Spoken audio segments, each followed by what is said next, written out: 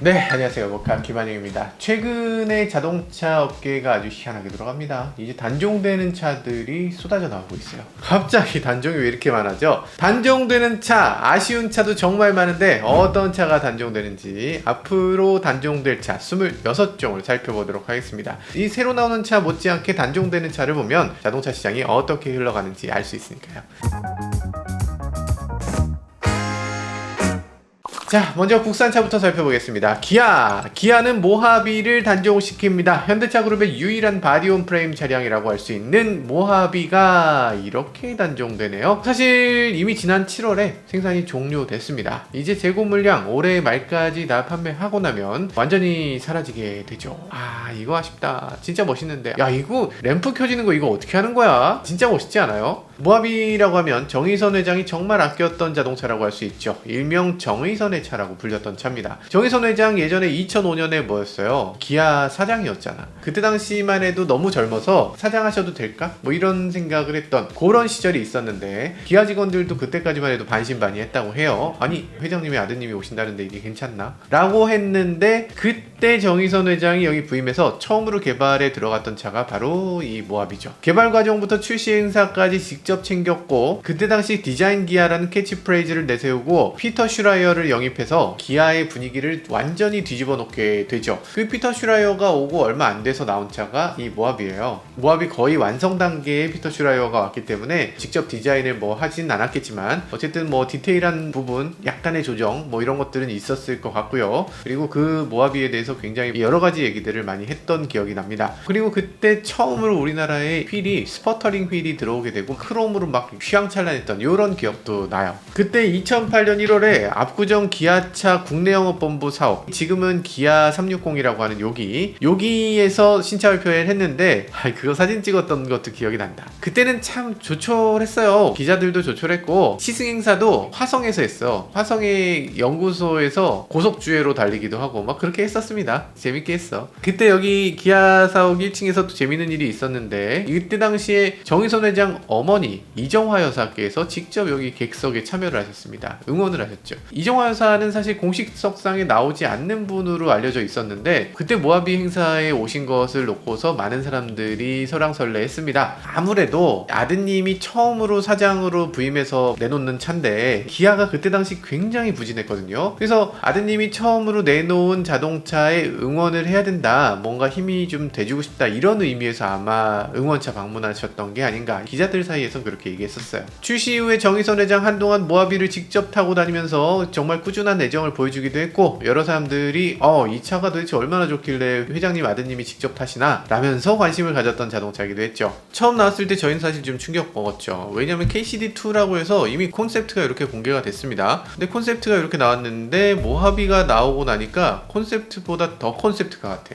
야, 이런 차를 어떻게 내놨지? 라고 생각했습니다. 그래서 그때 당시 모하비가 중심이 돼서 디자인 기아의 이미지를 쫙 정립하고 K7 나오고 K5 나왔을 때 완전 정점을 찍었죠. 야, 기아 진짜 이렇게 달라질 수가 있구나. 그러면서 기아 주가가 막 천정부지로 올라갔습니다. 그때 당시 공장에 계시던 분들 기아 정말 어려울 때 월급도 월급이지만 주식으로 어느 정도 받은 게 있었어요. 그때 주식을 많이 받으셔가지고 이 나사 조이는 아저씨들이 10억씩 벌고 막 그런 때가 있었습니다. 그분들은 기아 주가 낮을 때 사긴 했는데 폰으로 거래를 할 줄 몰랐대. 대부분이 폰으로 거래할 줄 몰라서 그냥 들고 계시다가 그렇게 엄청난 부를 축적하셨다고 뭐 그런 적이 있었어요. 근데 아무튼 그때 당시 이 모하비가 그렇게 잘 나갔었는데 그 판매가 무려 17년이나 이어졌습니다. 그 모하비는 기아의 정신 같은 거였어요. 현대랑 기아를 놓고 보면 현대는 세단이 잘 팔리고 기아는 SUV가 잘 팔리잖아요. 그 SUV의 끝판왕을 보여주마. 바디온 프레임으로 만들어서 진짜 정통 SUV로 미국에다도 팔고 전 세계에 팔겠다라고 하는 그런 컨셉트로 굉장히 비싼 자동차, 플래그십 자동차를 SUV로서 하겠다라는 그런 각오로 만들어진 자동차인데 그 영광은 계속되지는 못했던 것 같습니다.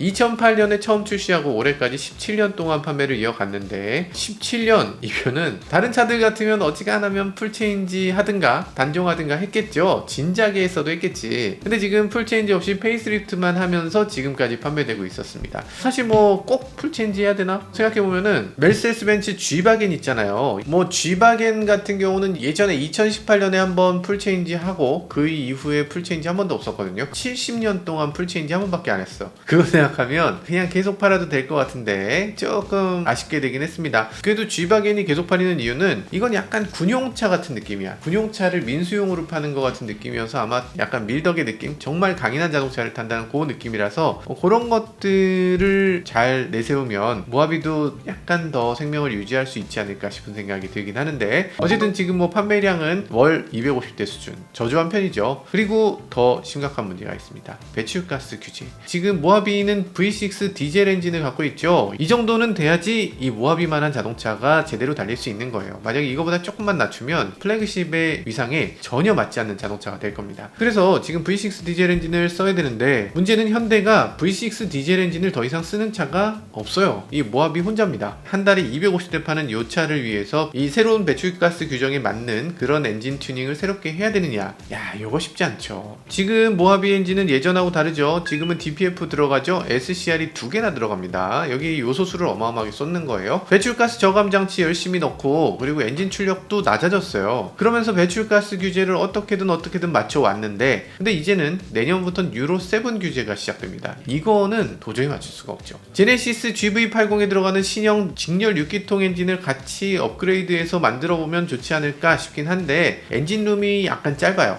V6는 어떻게 되어 있습니까? V6는 6개 실린더가 이렇게 V 형태로 이렇게 잡혀 있는 거예요. 이렇게 있으니까 6기통이지만 실제로는 직렬 4기통 정도의 길이만 있으면 돼. 게다가 세로잖아. 세로니까 기존에 있는 4기통 엔진보다 길이가 더 짧을 수 있습니다. 그게 V6예요. 정사각형에 가까운 직사각형. V6 엔진은 그런 형태이기 때문에 기존에 4기통 엔진이 들어가는 엔진룸에 V6 엔진을 그냥 넣는 게 그렇게 어렵지 않습니다. 근데 직렬 6기통은 기통을 세로로 이렇게 쭉 넣잖아요. 이렇게 일렬로 쭉 들어가야 되기 때문에 보닛이 길어야 돼요. 직렬 6기통 들어가는 자동차들을 보면 보닛이 이렇게 깁니다. 이 제네시스 GV80하고 모하비하고 보닛을 보면 GV80이 더 길죠. 이런 식으로 생겨야 돼. 그래서 GV80하고 같이 쓰기도 애매하고, GV80에 들어가는 직렬 6기통 엔진 상당히 좋은데, 근데 요즘 들어서 디젤에 대한 거부감이 상당히 있고, 그렇기 때문에 GV80도 직렬 6기통 디젤을 단산했어요. 이제 디젤로 뭐를 하기 정말 애매하다. 그러다 보니까 이제는 정말로 모하비가 단종 수순을 밟게 됐네요. 현대차 그룹의 바디온 프레임 차량이 다 없어지나? 그렇지는 않습니다. 이제 타스만이 나오니까.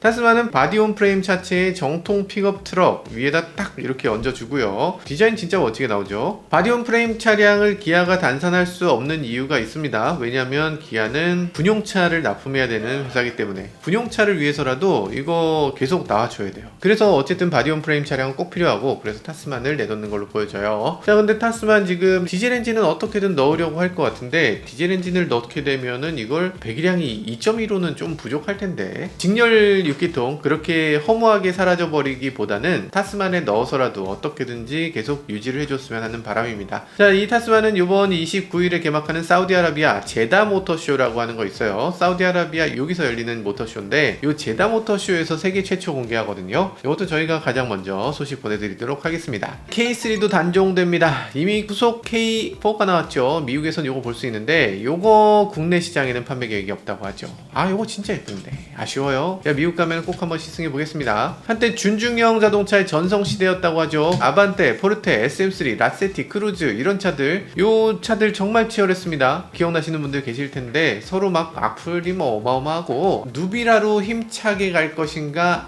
반대로 힘없이 갈 것인가, 뭐 이런 것도 있었어요, 광고 중에. 요즘은 중형 SUV, 준중형 SUV 여기서 막 서로 티격태격 하잖아요. 콜레오스는 뭐 회사가 글러먹었네, 뭐 이런 식으로 막 온라인에서 싸우잖아. 근데 그때 당시에는 요 준중형에서 난리였어. 라세티 프리미어 디젤이 있었는데, 라프디는 거의 인터넷 슈퍼카였습니다. 내가 라프디로 오늘 페라리 딴 썰 푼다, 뭐 이런 거 있었어요. 그런 경쟁이 정말 치열했었죠. 근데 지금 준중형 차 보면 없습니다. 크루즈 없죠, 라세티 없죠, SM3 없죠, 포르테 없습니다. 뭐 있어요? 그냥 아반떼. K3까지 단종되고 나면 아반떼 혼자 남습니다. 기아가 지금 전기차 브랜드로 전환을 서두르고 있는데, 이런 이런 상황에서 가솔린차 굳이 내가 새로 내놔야 되냐? 라는 것 같습니다. K4 그보다는 전기 세단 EV4를 내놓는 게 우리 장기 전략에는 더 맞다라고 기아는 보고 있는 것 같아요. EV4 K3의 빈자리를 잘 채울 수 있을 것인가? 그 가격에 나와야지. 그 가격에 나와야 채울 수 있지. 전기 세단 지금 너무 비싸서 사실 소형 중형에는 전기 세단이 적합한가 이런 생각이 드는데 EV4 저렴하게 K3의 빈자리를 잘 채워주기를 기대해 봅니다. 자, 다음은 쉐보레입니다. 쉐보레는 말리부가 완전 단종됩니다. 국내 부평 공장에서는 이미 재작년 11월에 생산을 중단했죠. 한국 시장은 도대체 뭘로 보는 겁니까?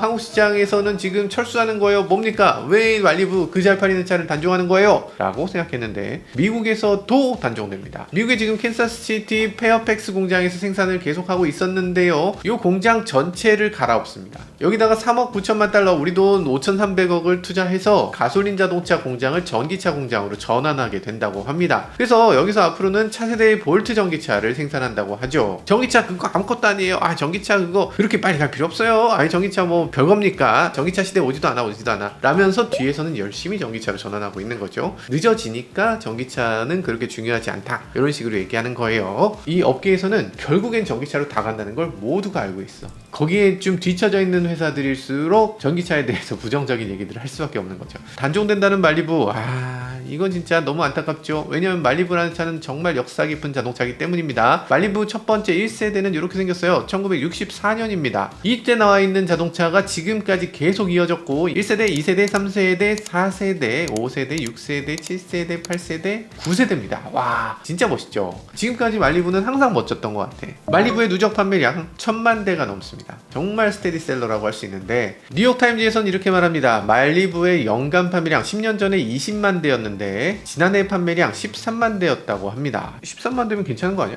13만 대인데 단종을 해? 소나타보다 많이 팔렸는데? 그런데 갈수록 그 인기 하락폭이 커진다는 거죠. 지난해 4분기 말리부 인도량의 전년 동기 대비 47% 감소했다고 합니다. 세단 인기가 크게 줄어들었고 그리고 가솔린 차에 대해서도 유가가 워낙 올라가기 때문에 요거 운행이 쉽지 않다. 전기차로 전환해야 된다. 이런 상황이 되면서 이제는 단종 수순을 밟게 됐다고 합니다. 내가 말하는 게 아니고 뉴욕타임즈가. 자, 쉐보레 카마로 요게 또 단종이 됩니다. 범블비 어떡하냐? 트랜스포머에서 보면 원래 카마로가 1977년 카마로입니다. 요 구형 카마로를 타다가 그러다가 지나가던 카마로를 딱 스캔해서 요걸로 딱 변신하죠. 그거 혹시 알고 계세요? 그 카마로가 출시되기 전 콘셉트였다는 거? 팔고 있던 차가 아니라 트랜스포머를 통해서 최초로 공개된 거야. 트랜스포머의 히트를 통해서 그 카마로가 또 엄청나게 인기를 끌었죠. 그게 5세대였죠? 5세대 카마로. 그럼 범블비는 앞으로 어떻게 하나? 카마로 단종되고 나면 구형차가 되는 건가? 섭섭하네요. 이 카마로라고 하면 우리한테는 현대차 이상혁 부사장이 디자인한 차라서 굉장히 익숙하기도 하죠. 2024년 1월에 마지막 모델을 끝으로 이제는 더 이상 6세대 카마로 요거를 생산하지 않겠다 이렇게 밝히기도 했습니다. 카마로를 계승할 만한 다음 모델이 나올 것인가? 그것에 대해서는 아직 언급하지 않았어요. 근데 카마로라는 이름이 사라지지 않고 나스카라든지 슈퍼카 챔피언십이라든지 이런 레이스에서 계속 사용될 것이다. 그리고 이거는 끝이 아니다. 이렇게 표현을 했거든요. 그렇다면은 카마로라는 이름이 다시 한번 전기차라든지 다른 이름으로 등장할 수 있겠다라는 기대를 해보게 되네요. 사실 뭐 단종되는 차는 아니지만 우리가 말하는 3대 아메리카 머스카가 있습니다. 포드 머스탱, 쉐보레 카마로, 다치 챌린저 이렇게 3개가 3대 머스카라고 할 수 있어요. 뭐 이 3대 차량이 모두 전기차로 거듭난 건 아니지만 다치 차저 같은 경우는 이미 전기차 모델이 공개됐죠. 가상 배기음 이런 식으로 테스트를 하는 장면 이렇게 공개하고 있고요. 이걸 더 다듬어서 조만간 출시할 예정이다 이렇게 얘기하고 있습니다. 카마로도 전기차로 돌아올 것 같고요. 그리고 머스탱 이번 세대가 마지막 가솔린 모델이라고 이미 발표했습니다. 그러니까 지금 대배기량이다, 엔진음을 즐겁게 느끼는 차다, 머슬카다, 그리고 포니카다, 드라이버스카다 뭐 이렇게 얘기했던 이런 자동차들, 이 차들부터가 전기차로 전환하는 그런 시대가 됐습니다. 자, 다음은 아우디입니다. 아우디는 가장 인기 있는 모델 A4, A5를 단종합니다. 원래는 A4 세단, A5 쿠페와 카브리올레가 있었죠. 그 얘기는 뭐였냐면 숫자 짝수는 세단이고 숫자 홀수는 쿠페였습니다. 그런 식으로 이름을 구분해서 그래서 차가 마치 두 가지가 있는 것처럼 전혀 다른 차인 것처럼 설명을 했어요. 왜냐면 쿠페가 조금 더 비싸. 생각해보면 이상하죠. 문짝이 4개인 차보다 문짝이 2개인 차가 더 비싼 이유가 뭐야?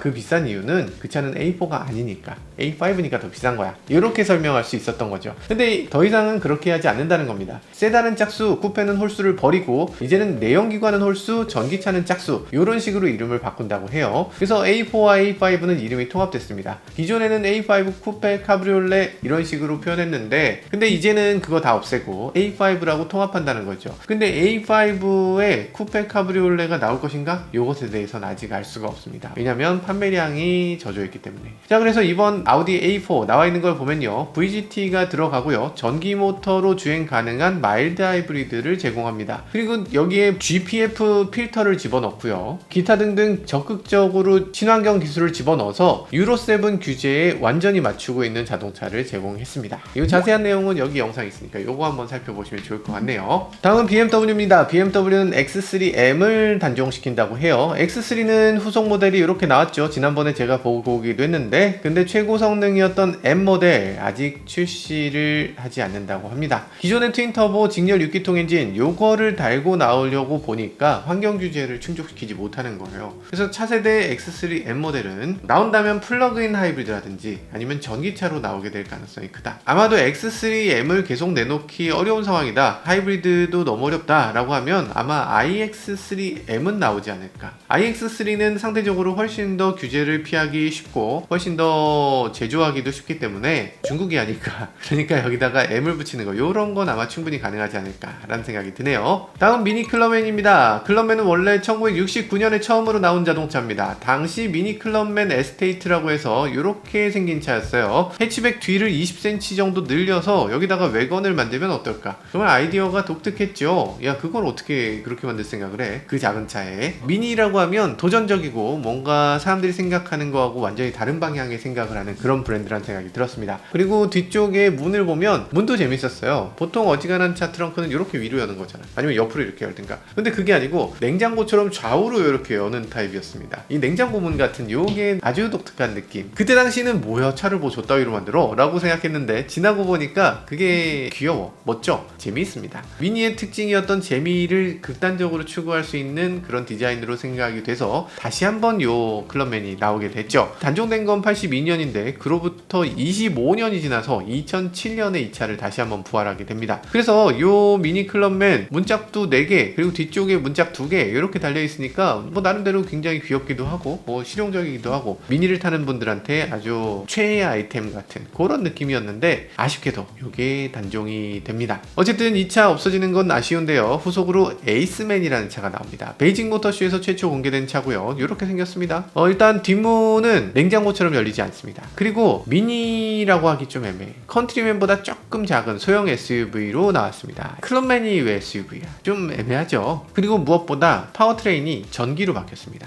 이제는 가솔린 모델이 나오지 않아요. 사실은 클럽맨 후속이라고 할 수는 없죠. 이름부터가 다르잖아. 어쨌든 이 차는 218마력의 전륜 전기 모터 그리고 54.2kWh NCM 배터리를 탑재해서 WLTP 기준으로 406km를 주행할 수 있다고 합니다. 시속 100km까지 가속 시간은 7.1초.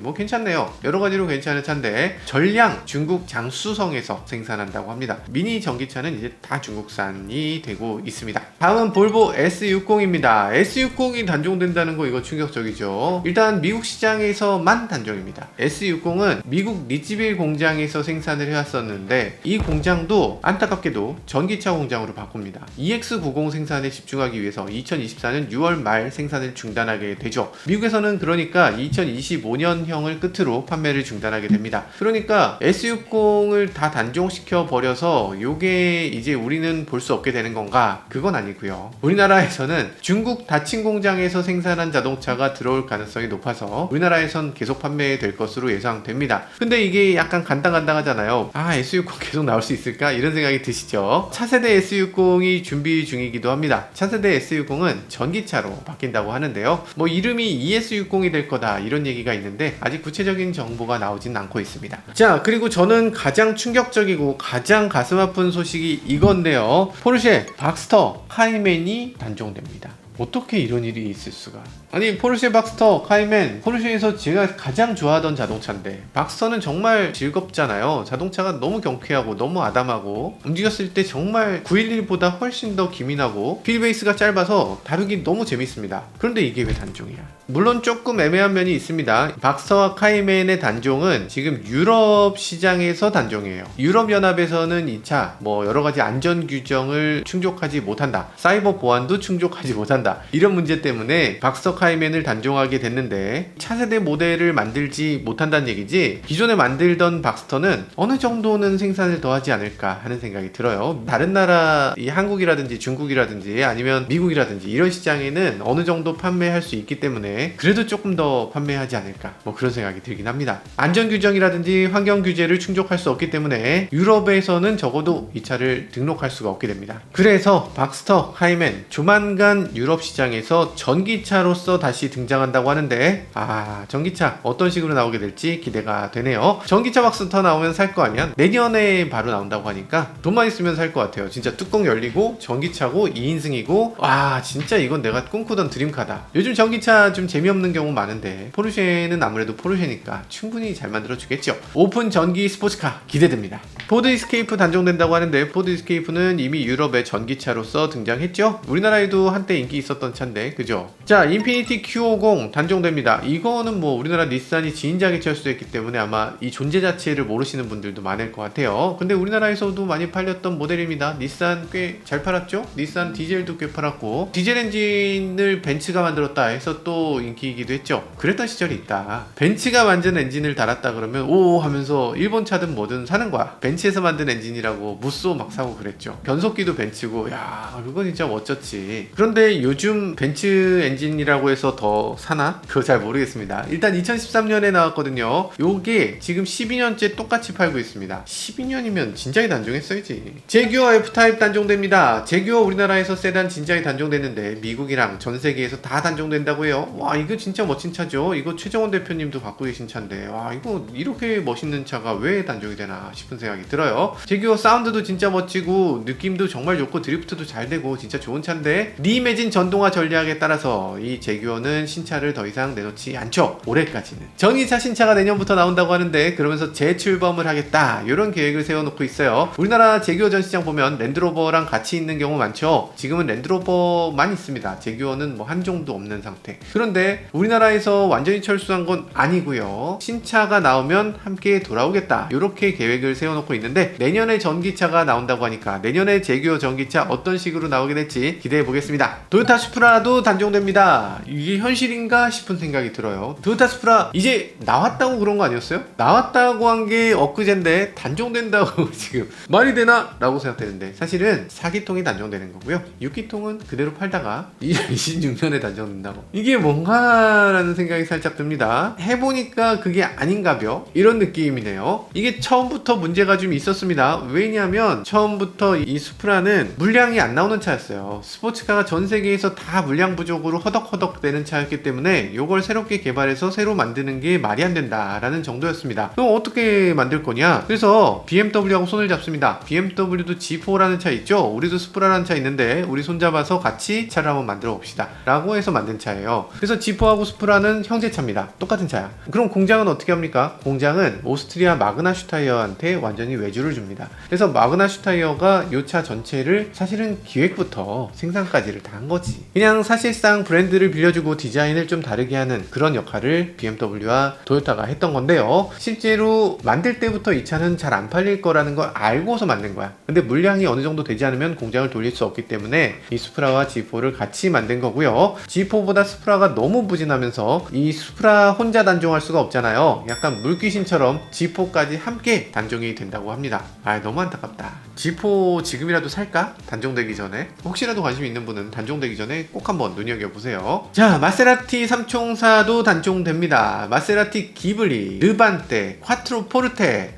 야 진짜 기블리 언제 쪽 기블리야? 아직도 있었어? 르반떼는 빛도 보기 전에 단종되네. 사실 이 차들은 한국에서 판매 중단됐습니다. 작년 말부터 생산이 종료됐고요. 우리나라뿐이 아니라 각 나라들이 재고 물량을 팔고 있는 건데, 재고 물량이 꽤 됐나봐요. 어지간히 안 팔리는 건가? 작년 말이니까 지금 1년 됐는데 1년 됐는데도 아직도 재고 물량이 물량이 있어. 뭐 마세라티 코리아에 따르면 기블리는 앞으로 어떻게 나올 것인가 요것에 대해서는 전달을 받지 못한 상황이라고 합니다. 사실 기블리라고 하면 마세라티의 정말 엄청난 효자기도 하면서 엄청난 불효자기도 합니다. 기블리가 나옴으로 해서 마세라티의 캐시플로우를 어느 정도 만들어줬죠. 이 충분히 회사가 돌아갈 수 있는 그런 여력을 만들어줬습니다. 근데 반대로 이 기블리가 마세라티의 이미지를 땅에 떨어뜨렸어요. 기블리에서 볼 거라고는 소리밖에 없다. 나머지는 너무 형편없다는 얘기들을 많이 했었습니다. 그리고 그 기블리의 모체가 되는 자동차가 뭐예요? 크라이슬러 300C잖아.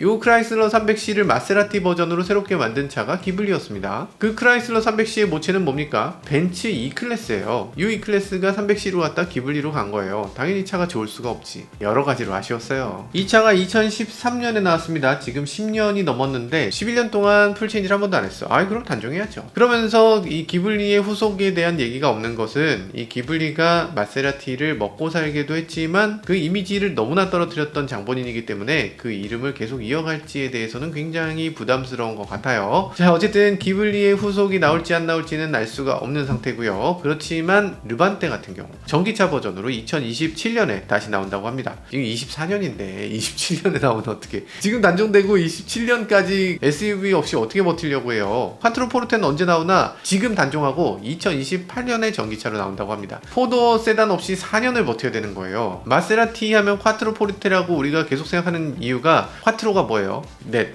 P로 되는 포르테는 문이에요. 4개의 문. 페라리는 도어가 2개잖아. 페라리의 도어가 4개짜리 버전이라는 느낌으로 판 거예요. 엔진은 페라리가 만들어줘요. 후드 딱 열면 안에 들어가는 요 엔진이 빨간색 페라리 엔진이야. 시동 딱 걸면 페라리 사운드가 나. 막 우르릉 이렇게 납니다. 그래서 야 페라리의 심장을 박은 포도 세단이네. 그러면 나는 페라리 하나, 콰트로 포르테 하나 가져야 되겠구만. 이런 식으로 해서 세트로 팔리던 자동차예요. 근데 지금은 그런 느낌이 왜 없는가? 이게 좀 아쉽지. 포도가 없으면 어떡해. 지금 마세라티랑 페라리랑 2개를 놓고서 둘이 1대1로 경쟁하면은 페라리 사지. 이게 맞는 건가? 뭐 이런 생각이 듭니다. 슈퍼 스포츠 포도라는 이미지를 잘 가져가야죠. 포르쉐에서도 가장 잘 팔리는 차는 파나메라라든지 카이엔이라든지 이런 포도예요. 그래서 포도가 있어야 되는데 지금 그게 없어진다는 거는 조금 상식적으로 말이 안 되죠. 4년을 어떻게 버틸 거야? 자, 그러면 마세라티는 지금 무슨 차가 남았나? 지난번에 저희가 본 그란투리스모 남았죠. 그란 카브리오 남았습니다. SUV는 그레칼레가 새롭게 나왔죠. 슈퍼카 MC20 요게 있습니다. 요렇게 4가지를 팔겠다는 얘기인데 우리나라에 새롭게 출시했으니까 요 차들 얼마나 훌륭한 모습을 보여줄지 이런 것들도 기대해 볼 만합니다.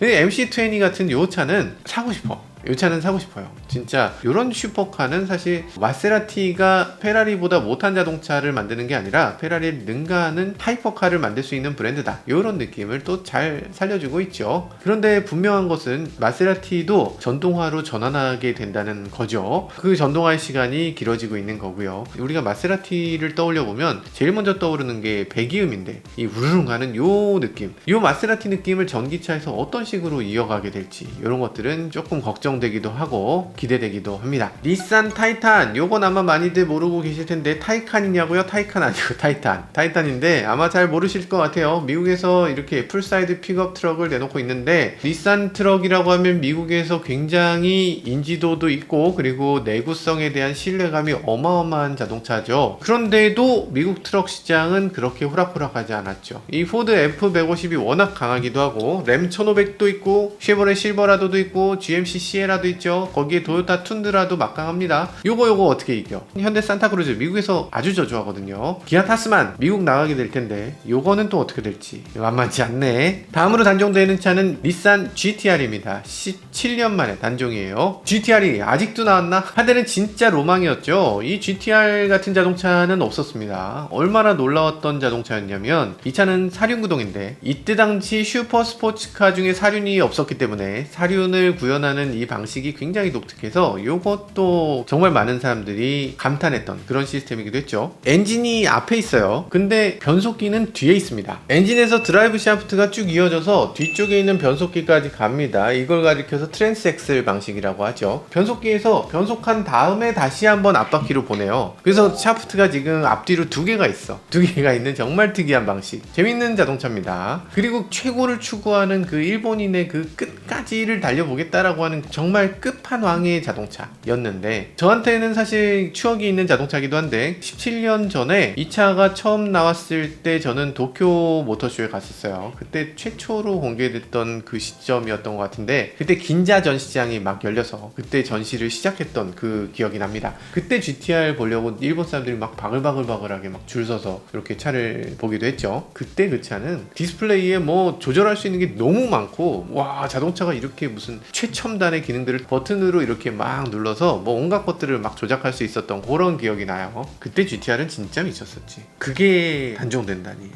슈퍼카는 어쩔 수 없는 세상이 돼가는 것 같습니다. 다음은 아시는 분들 아시겠지만 알파로메오입니다. 알파로메오 줄리아 쿼드로폴리오, 스텔비오 쿼드로폴리오가 다 단종됩니다. 알파로메오 줄리아 아시나요? 예전에 4도어 세단 중에서 가장 빠른 자동차였습니다. 뉴르부르크링에서 4도어 기록을 깼던 자동차라고 되어 있고요. 스텔비오 같은 경우는 스텔비오 패스라고 해서 이거 이태리에 있는 절경의 그런 코스라고 하죠. 그거를 이름으로 딴 거예요. 알프스 산맥을 이렇게 올라가는 그 코스. 아 진짜 멋진 곳이죠. 이 고성능 줄리아를 SUV로 좀 올린 거. 요게 스텔비오입니다. 그러면 쿼드로폴리오는 도대체 뭐냐? 쿼드로폴리오는 알파로메오에서 고성능을 뜻하는 모델들을 쿼드로폴리오라고 합니다. 네잎 클로버 그림이 있는 요게 쿼드로폴리오예요. 쿼드로 4개잖아요. 네잎 클로버란 뜻입니다. 그래서 네잎 클로버를 여기다 붙이는 건 뭐냐? 예전에 레이스카에서 이 레이스카 우승을 기원한다 이런 차원에서 여기다가 행운의 네잎 클로버를 붙여서 레이스에서 우승을 한 거예요. 그러고 나서 이 쿼드로폴리오가 알파로메오 상징으로서 최고 성능차에는 이 네잎 클로버가 붙게 되죠. 이 네잎 클로버가 붙은 차들을 다 단종합니다.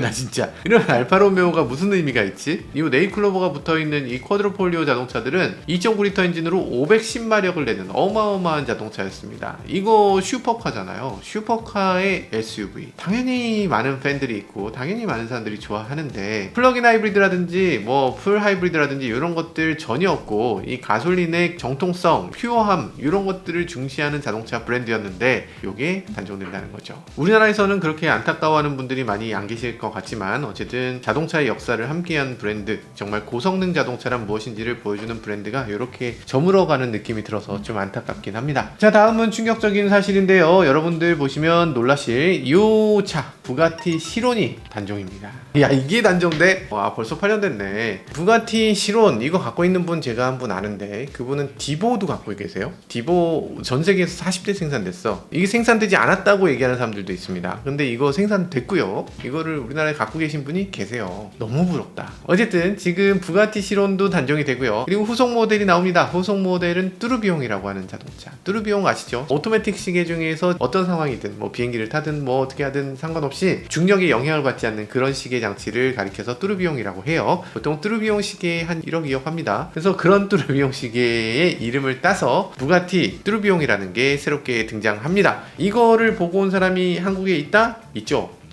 제가 보고 왔어요. 지난번에 여기 보고 온 영상 잠깐 보실게요. 그렇다고 해서 정말 시계에서만 온 단어는 아니고요. 이 뚜르비옹 시계에 보면 여기 가운데 돌아가는 회전자가 있어요. 이 회전자를 회오리라고 해서 뚜르비옹이라는 표현을 쓰는 건데 그러니까 부가티 뚜르비옹도 결국에 회오리 같은 존재가 된다. 이런 뜻에서 아마 그런 이름을 붙인 게 아닌가 싶어요. 실제로 내부를 보면 이렇게 뚜르비옹에서 영감을 얻은 것 같은 그런 요소들이 많이 눈에 띕니다. 와 이거 화려한 거 보세요. 와 이거 진짜 신기하지 않습니까? 야 이게 계기판이 이렇게 돼? 달리는 예술작품이라고 할 수 있습니다. 원래는 사기통이 W 형태로 이렇게 사기통 이렇게 붙어 있어서 16개의 W 엔진을 갖고 있었는데 그거를 없애고 이제 V16 하이브리드 시스템으로 바뀌었어요. 출력은 무려 1800마력. 야이씨 1800마력. 엔진만으로 1000마력, 전기 모터만으로 800마력. 합쳐서 1800마력을 내는 어마어마한 슈퍼카가 됐습니다. 부가티도 하이브리드 카가 되다니. 야 이걸로 환경 규제를 피해갈 수 있게 되는 건가? 자 다음은 피스코 오션입니다. 저희가 지난번에 영상으로 보내드리기도 했는데요. 이렇게 생긴 자동차 꽤 아이디어가 좋았고 되게 멋진 자동차였는데 이 회사가 망했어요. 지난 6월에 상장 폐지됐습니다. 이게 그럴만도 했던 게 A123이라고 하는 중국 배터리 회사로부터 배터리를 공급받던 회사였는데 이 배터리에 결함이 있었습니다. 그래서 자동차가 문제가 생겼어요. 게다가 이 A123도 파산을 했어. 그래서 배터리를 공급받지 못하면서 차를 제때 공급하지 극복하지 못하는 문제가 있기도 했습니다. 이 피스커는 여러 가지 악운이 겹쳤죠. 2012년에는 대형 허리케인을 맞아서 엄청난 손실을 받기도 했고, 그래서 자동차가 출시되는 시점이 엄청 뒤로 밀렸습니다. 코로나다 뭐다 해서 또 문제가 되기도 했고, 품질 문제를 제대로 해결을 못했고, 또 등등의 이유로 디자인상으로는 너무 멋지다는 얘기를 들었는데, 근데 이 차를 타본 사람들이 차가 너무 에러가 많다, 너무 다루기 힘들다, 뭐 이런 얘기들을 많이 했어요.